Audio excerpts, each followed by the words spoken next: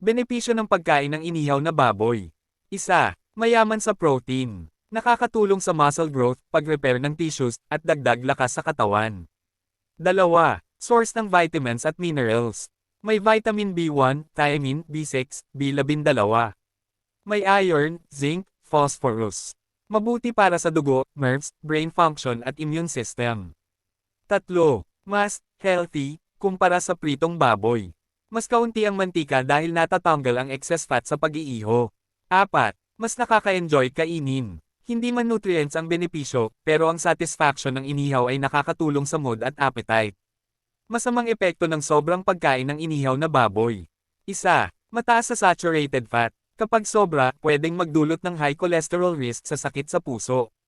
Dalawa, pwedeng magdulot ng carcinogens. Kapag ang taba ay nahuhulog sa apoy at nagkakabuga ng usok, nagkakaroon ng PA at HCA, chemicals na may koneksyon sa cancer kung madalas at sobra ang kain.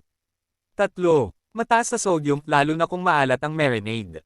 Delikado sa may high blood pressure. Apat, hindi maganda kung sunog ang bahagi. Ang tutong o sunog ay may mas mataas na carcinogens. 5.